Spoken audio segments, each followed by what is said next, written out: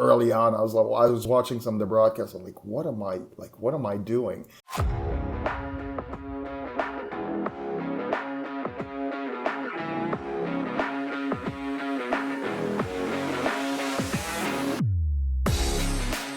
Hi guys, I'm Jean-Luc Grand-Pierre, former NHL player and current studio analyst with Bally Sports and the Columbus Blue Jackets, and you're listening to Into the Stands.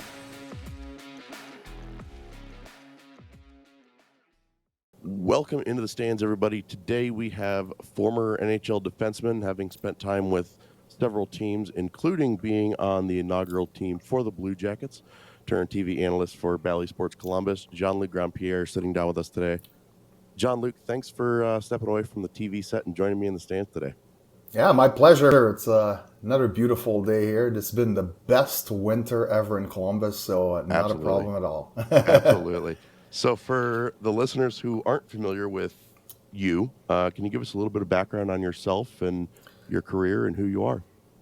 A little background. So I basically was born and raised in Montreal, Canada. So I grew up watching the Montreal Canadiens and the Quebec Nordiques. So I've been a hockey fan basically ever since I'm a little boy. And that's a sport that my parents weren't very familiar with due to their background. Both of them immigrated from Haiti, so a little island in the Caribbean. So hockey doesn't exist that. But obviously being in Montreal, that was a big part of me growing up, and really started with street hockey and decided that I want to play the sport. And I was lucky enough to make it through all the grades all the way to the NHL draft. And the NHL, I played, that's a lot. I think I played 14 or 15 professional years and finished my career over in Europe.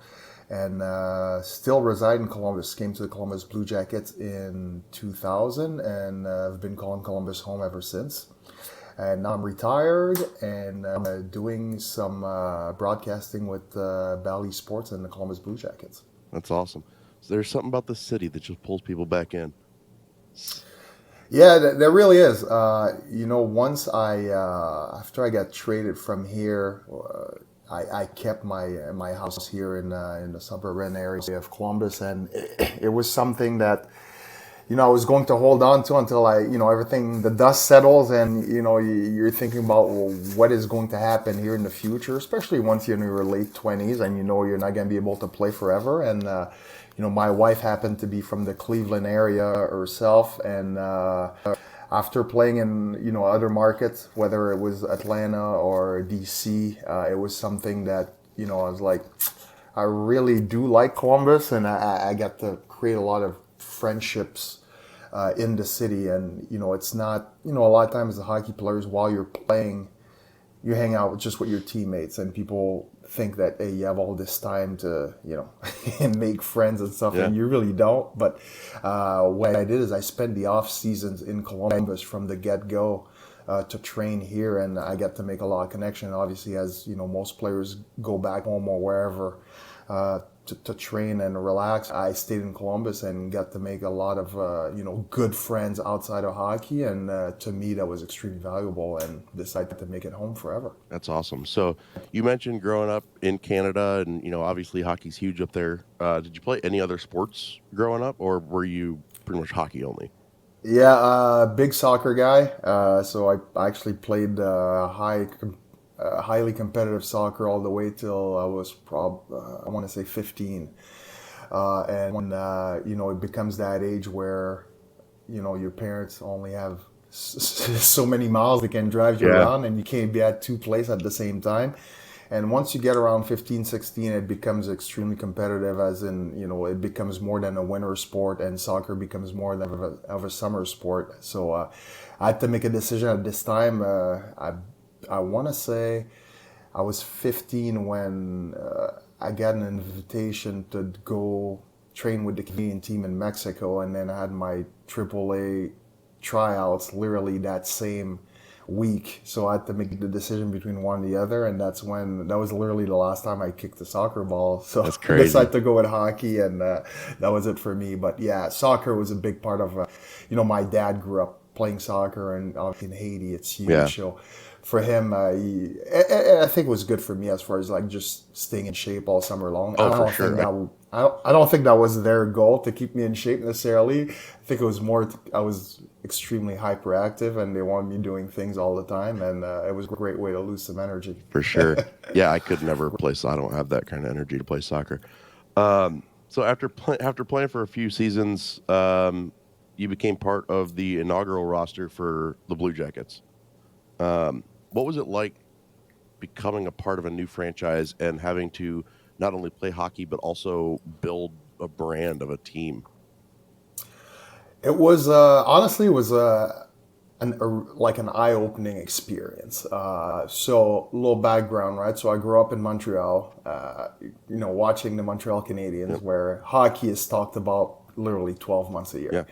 And then I turned pro, and I end up. So I signed my first contract with the Buffalo Sabres. So I got to spend some time in Rochester, which is one of the oldest team in the American Hockey League. And then, I get called up to Buffalo, which is a huge hockey market. Oh, yeah.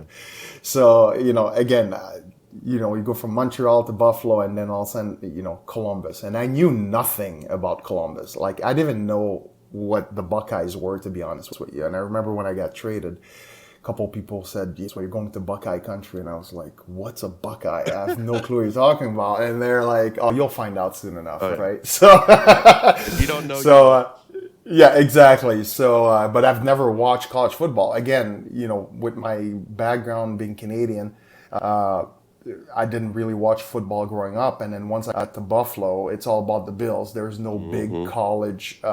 There's no big college team in Buffalo. So to me, it was like it's the NFL. It's football, and that's it. And then obviously I came to Columbus and saw a completely different animal here with the Buckeyes. But as far as the hockey, it was a lot of excitement, that's for sure. I still remember driving down and seeing the arena, and there was like just an empty field behind, and I was like, this is really a true startup of a franchise. But the excitement from the fans was something pretty special. It was really funny, like to see the reaction from the fans, because they would get excited at anything. There was a whistle, they'd get excited. There'd be an offside, they'd get excited because there was I would say probably 50% of the crowd did not understand what was happening during the game. But to see the sport grow from year one to season 4 when I left, and to see what it is now, whether we're talking about youth hockey, high school hockey, adult league hockey is incredible. And it's something that the Blue Jackets, obviously brought. I mean, it started with the chill, but I think having an NHL team really grew the sport. And you don't really understand it when you first get here. But now I've seen my kid, my son, go through the youth hockey and seeing what it's at now. People tell me it's night and day compared to what it used to be. That's so cool. So how did your experience as a professional athlete influence your perspective and your role in your broadcasts? I think it's really understand both sides, right? So I retired a while back now, and I stayed away from hockey on purpose, because once you're done as a player, it's almost like some guys like to jump right back in it. For me, I was burnt out and I want nothing to do with it for a few seasons, and then kind of became a fan again, just watching the sport from an outside perspective, not as a player. So being in broadcast is kind of fun because I can relate to, the casual fan, the hardcore fan, but also give them the point of view of a former player. Yeah.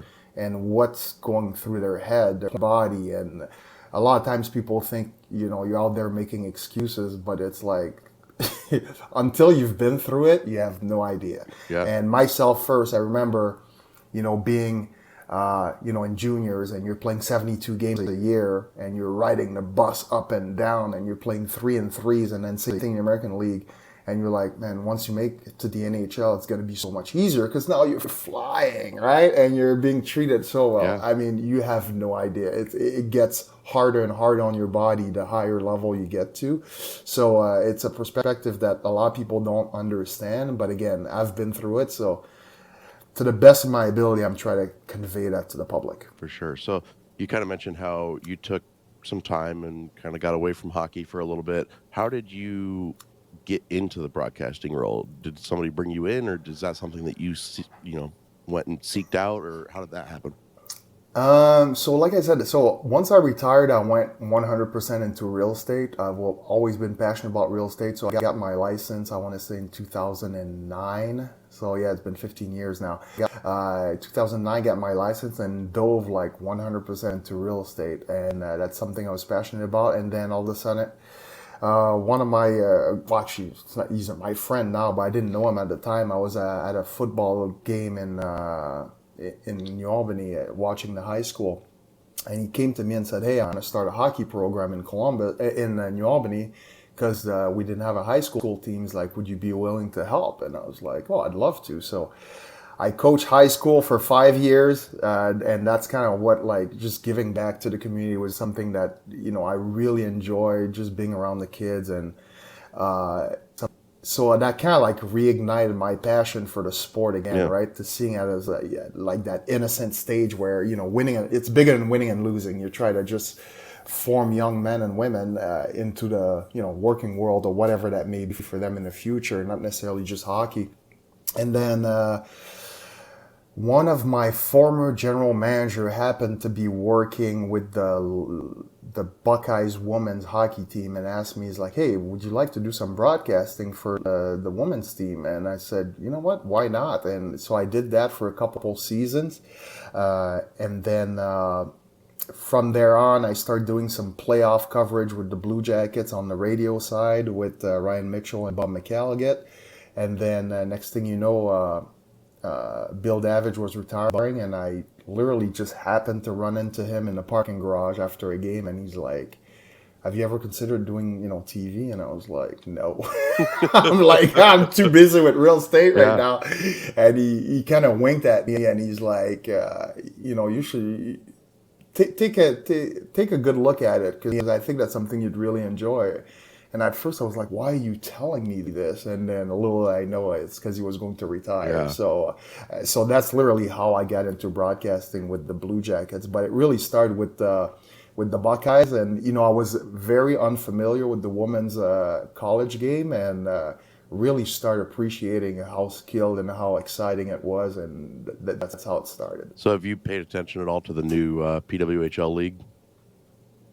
I've seen one game so far. It's just so hard to catch Mm-hmm. games because you have so much going on. But yeah, Bally had one of the games. I want to say probably like 2 weeks Yeah. ago, and I watched it, and I was extremely impressed, to be honest with you. I've seen a lot of highlights, but when I watched the one game, it was extremely exciting. Crowd was good. The rules are different. Yep. I was like, "What's happening here?" And then obviously the physical part, I was blown away because again, college, women's hockey at the NCAA level, there's contact, but there's no body checking. Mm-hmm. But watching the PWHL, I was like, they're going at it pretty hard, but it was really exciting. And that was I found out that was one of the things that the players like made them include in the CBA was to allow that physicality, which is pretty cool.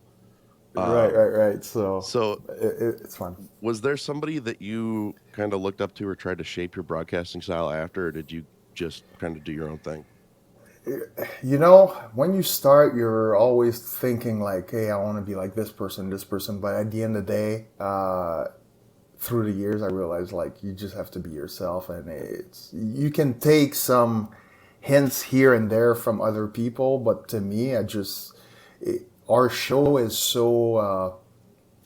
I don't want to say it's scripted because we go off script all the time. But it's just, I think having a good relationship with your co-host is key. Mm-hmm. And Brian and I get along so well that literally what you see on TV is us just talking about hockey and having fun. Because it doesn't matter if we're on the air or off the air. I mean, what you see is what you get. So to me, it's just being natural. And every time you start to tell, "Hey, just be yourself," but trust me, you're not. It takes you at least a good year of broadcasting to really be yourself. And I found out early on, I was watching some of the broadcasts. I'm like, what am I doing?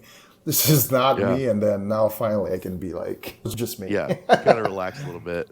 Yeah. So, what are some of your favorite or the most rewarding aspects of your work in broadcasting? I know that you do a really good job of interacting with fans, whether it's in person, before the game starts at your guys' desk when fans are coming up, or even on Twitter. A couple weeks ago, one of my friends got a shout out for ringing the bell on Twitter. So, it's just fun seeing that. So I'm curious, what are some of your favorite or most rewarding aspects of your role currently?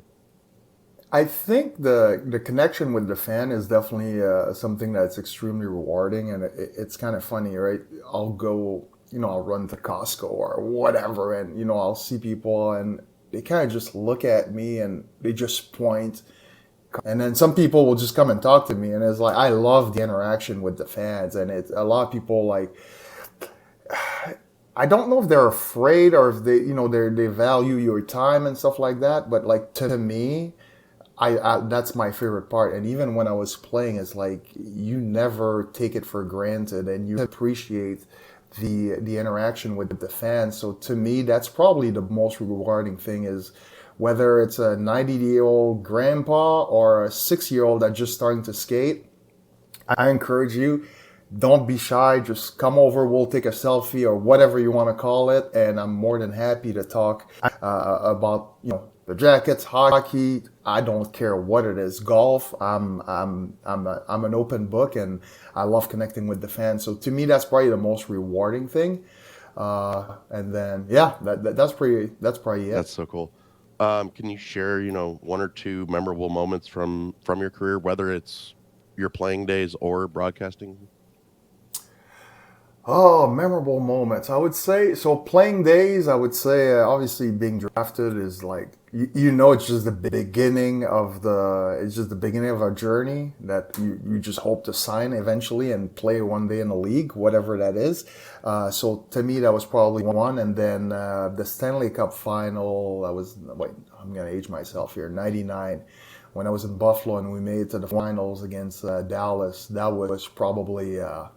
One of the coolest experience for me to see really what it takes to get that far in the playoffs. And again, this goes back to, people think, yes, you're living this life and you're making all this money, but it's like, it's bigger than this. Once it gets into the playoff and the real grind, you see some sacrifices that are ridiculous, and you can see why greatness, what it takes to get to greatness, and not everybody has it in them. Yeah. But I remember seeing, guys like Dominic Hasek and Michael Pekka, and we had oh my gosh, what's Doug Gilmore on our team that year, and literally after games on the bus on the way to the plane with IVs in them because they're not feeling well and they need hydration, and they've lost like 20 pounds in 2 games. I mean, you see that grind, and it gets you to really understand what it takes to be a winner. Yeah. So to me, that was eye opening. Yeah. And I mean, we kind of see that every year at the end of the finals, because every year it seems like after the finals come out, there's always an injury report where it's like, oh yeah, that guy played on a broken ankle, or Oh yeah, it's crazy.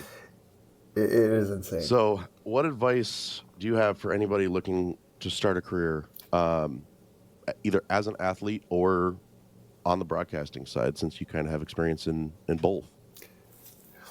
As an athlete, I would say, I mean,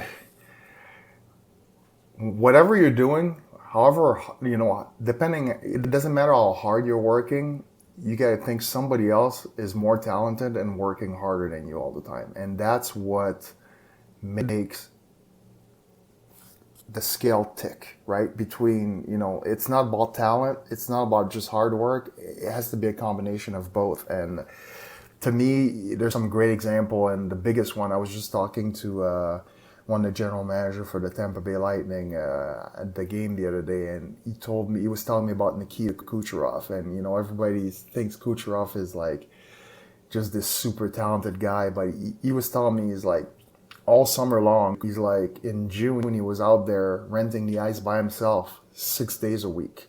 And it's like, you're Nikita Kucherov. Yeah. What do you need to do this for? But he said he would be on the ice 6 days a week.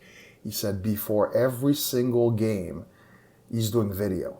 to see what are the tendency of each defenseman on the other team. It doesn't matter if it's the number one defenseman or number seven defenseman. He said he gets clip of them to see what their weaknesses are, how to attack them. And you're looking at Kucherov, and you tell yourself, how can this guy, get so many points? And he is extremely competitive. He's extremely smart. But again, just with talent alone, he'd be probably a top 20 guy in the NHL, but he's got that drive to be the best. And that's, as an athlete, that's it. It's about what extra thing can you do, no matter how good you think you are, to get even better every day. So that's my biggest advice. Now, as far as broadcasting, it's obviously understanding the sport or, whatever field you're in, to the best of your ability. Don't be afraid to do some research, and, to me, it's literally just be yourself, because it's if you're not yourself, you're trying to be someone else. I mean, people can see right through it. Yeah. So, how do you, being a fan of the sport, manage covering the sport? And I don't know if you have, a fandom of a particular team, whether it's Columbus or whoever else.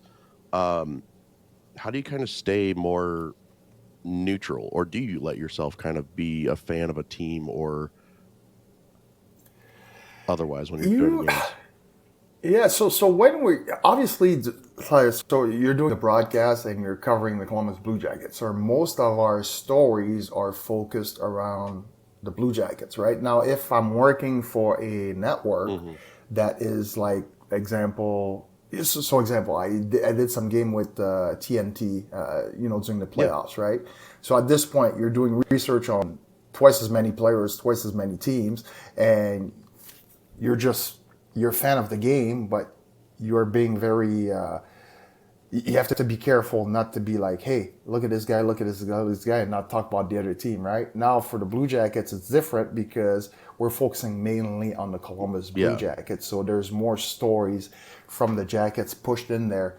But as far as like staying somewhat neutral, listen, you have to be critical because people can see through it. So to me, I call it as how I see it. I'll tell you, my wife, she gives me griefs all the time because she's like, you can't say that. And I was like, well, they were brutal. Yeah. What you want me to say, right? But again, there's also that fine line where, if, I'm just going to give an example. If Elvis has a bad outing, we're going to say, hey, that was not a good game by Elvis. He'll want to be better, but I'm not going to start pounding on him because it's just one game. And I've been there. I was like, listen, a bad performance happens. It's part of the game, and mistakes will happen. But it's like, now if we start seeing the same mistake over and over and over again, then, you have to address it. So to me, there's a fine line. But, especially for us being in the pregame, postgame, our job is to basically tell you what happened or what we think is going to happen. And postgame is to say, hey, this is what happened in first, second, third. So if they played a good 40 minutes and a brutal 20, I'm going to say it. I'm not going to say, hey, they were okay. I mean, if they were bad, they were bad. And it's just a matter of fact. And the funny thing is, most of the time, I'd say 99% of the time, maybe 98, we don't hear the coach's comment until they come out live. And your coach agrees with me 99% of the time. So I'm not that far off. So kind of tied into that, especially with the performance of the team this season, the 23-24 season, a lot of fans claiming that media is going too easy on this team. In your opinion, is this the case with local media, not only in Columbus, but everywhere? Or is it something that, like you said, where fans kind of have a different view of what's happening, and fans have, especially when your team is down like the Jackets are this season, I mean, if we're honest about it, where they want to see questions being asked that, in reality might not be appropriate to ask, even if it is relevant. Right. So I would say, as far as logo, it's two questions. So I'll answer the first one. Is this only here? Absolutely not. If you look at all the markets in the NHL, I'll tell you right now, all you have to do is cross the border, and then it's a completely different story. It's a completely different story, right? So you go to Montreal, you go to Toronto, Vancouver, Winnipeg, Calgary, Edmonton. This is where the media, because that's literally all they cover. Now they have maybe 15 to 20 media members asking those questions, right? Now you go south of the border, aside from maybe New York, Minnesota, I mean, you have maybe 3 media members really covering a team, like, so here what you're talking about mainly the Dispatch and the Athletic, right? That's pretty much it that I can think of. So you have 2 media members covering each team, and I wouldn't say that they're necessarily pro Blue Jackets, but they are probably not as critical as their counterpart in Canada, simply because in Canada, here's the best example. Look at the media members covering the Buckeyes and the one covering the Blue Jackets. Well, you go north of the border and it's vice versa, right? Hey, football team's doing great. Yeah, we're 15-1. We're 15, we're I don't know, like 10-5, right? 10-5 in Columbus whatever, that wouldn't exist. 10-2 in Columbus is a disaster, right? But you look at yourself with the rest of the college football landscape and you're still top 3. But, it doesn't matter if they go 12-0. People are still bitching about it because you only won by 7 points, right? And they're just attacking. That's how hockey is, in Canada. Here it's completely different. So I don't think they're necessarily being too soft, because you look at it and that's like that around the league as far as the United States, coverage is. So now if I compare it to Canada, absolutely. And that's why you see those general managers and those coaches and those players throw fit are not wanting to play in those markets, because they know that it's not only the public, but it's also the media that is going to be extremely hard on them. So, I mean, I could see both sides of the equation as far as like the fans wanting their voice heard, but I wouldn't say that it's any less. I wouldn't say that the media is easy on the Blue Jackets than they are on any other team, aside from up in Canada. For sure. As far as you are concerned, any upcoming projects or events or anything like that you're particularly excited to talk about? Upcoming event or projects? Not really, honestly. It's right now it's for Blue Jackets I got my fingers crossed. I'm seeing all this noise about a possible outdoor game next season or in the next 2 years. So that'd be cool to do for sure. But aside from that, nothing big coming up right now. So I saw the first official report, I guess, from the hockey news about that. Yeah, saw first date and everything like that, but still waiting to confirm everything, I guess. Final question then, looking back on your career, what are you the most proud of, and is there anything that you would have done differently? Oh boy, that is a tough question. So what am I the most proud of? I think for me, is probably, I was a 7th round pick, and let's see it this way. When I got drafted, my odds weren't really the best as far as making it to the NHL. So to me, I think that was a blessing and something that, again, I never took for granted, but I'm extremely proud that I was able to make it all the way in the NHL. Played 270 some games over 4 or 5 seasons. So to me, that's something that I'm really glad that I was able to accomplish. One thing I could change is obviously injuries.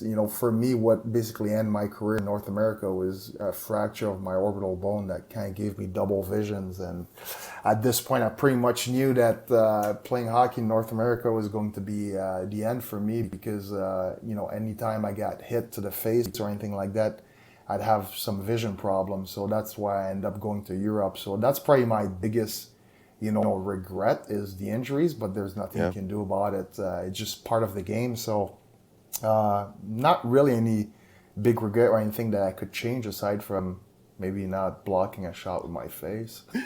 I mean, I don't know if anyone would have a different regret there, but hard to blame you on that one. So, yeah. So that's awesome. So every episode I ask same questions to people, just kind of get their opinions and see, how their answers would be different. So the first All right. one is if you could have dinner with any person, past or present, who would it be? Probably Tiger Woods. I'm a big golf fan, and you talk about somebody that will do anything to win Yeah, and driven. That's probably the first name that comes to and mind for just me. the dominance that he had. Right. What is your favorite venue that you have worked or played in? Oh, favorite venue? I would say Madison Square Garden is there just because of the Yeah, history. But my personal favorite is probably Montreal. So the Bell yeah, Center, and I mean it changed a couple of times, but for me, playing in Montreal, having grown up there, and it was just something like out of this world for me. So that was probably my and favorite as one. a speaking to a fan of the game, as someone who wants to visit, I want to go to a game in every NHL arena. Is that the one that you'd say make Yep. sure you get to that one, or Oh boy. I would say if you take the combination of the building, the vibe, but the city itself and the buzz around the sport on a game day, I would say that's definitely it. But as far as the venue itself, I haven't had a chance to really sit in many buildings and watch, the games. But as a fan, I would say if you want to go to like an incredible hockey market with a lot of excitement around games, I would say probably Montreal would have to be one of the top if you can get tickets, yeah, obviously, yeah, which those is those not easy. Canadian markets are tough. I know It we is met some insane. people after the Toronto game in Columbus who around Christmas time they came down from Toronto and they were telling us, yeah, I mean it's over $1,000 just to see a game in Toronto. So they either go to Detroit or come down to Columbus, and yeah, Yeah, same thing against Montreal. When every time we play the Habs, I see a bunch of Habs fan, and I'll speak to a couple of them. And they're like, "Oh, it's cheaper for us to come down, get a hotel for 2 nights and tickets to the game than getting one, a pair of tickets in Montreal." And I'm like, "Are you kidding me? It's yeah. unbelievable." So next one is there a TV show that you're currently watching or binging or working your way through? Yes, we just went to the Dominican Republic for the break, and I started watching this show called Your Honor on Paramount Mm-hmm. Plus, and I literally on the two flights I watched like 8 episodes, so now I'm binging the For rest of sure. it. Unbelievable show. I literally just happened to click on it and start it, and so far it's been absolutely fantastic. So that's what I'm That's binging right cool. now. And final question. They're making a movie about your life, and you get to pick who plays Jean-Luc Grand-Pierre. Who's the actor that you're picking? Oh boy. All right. So if it's about my life, probably Michael B. Jordan. Now, if it's an older me, probably Denzel Okay, I see Washington, it. because Denzel is like, to me, one of the greatest actors, and he seems like an unbelievable person as well. He's so quiet. You never see him in the news, just doing his little thing. So, to go back to question one, I'd probably have Denzel at Okay. dinner as well, just to learn more about him because he's such a great actor, but you know nothing Yeah. about him because he stays Yep. out of he stays out of spotlight so much that it's kind of like a Yeah. mystery. And the best people are always kind of that way. Up until a certain point, Tiger was that way. LeBron, Kobe, they're all kind of Right? that same way. They just stay to themselves. Yeah, Well, John Luke, that was absolutely. the last question that I had for you. I really appreciate you coming on and talking with me. Good luck the rest of the season, and I know there's a lot of road games coming up here. We're really spoiled in the first half, so enjoy the road games. And if there's anything else you got, let us know if anything else going on. All right, Dave. Thank you. I appreciate it. And yeah, to everyone listening, and my one message is just be kind to one another. That's the biggest thing. I don't work with any particular organization, but I just know like it doesn't have to be monetary as far as giving. Just give some time, to whatever charity takes you at heart, and but over everything, just be kind to one another, and we gotta make the world better for our kids, our grandkids, and whatever. So that's my It's message, hard to say you're wrong there. right? Well, It's thank you crazy. so much, and I will be seeing you around.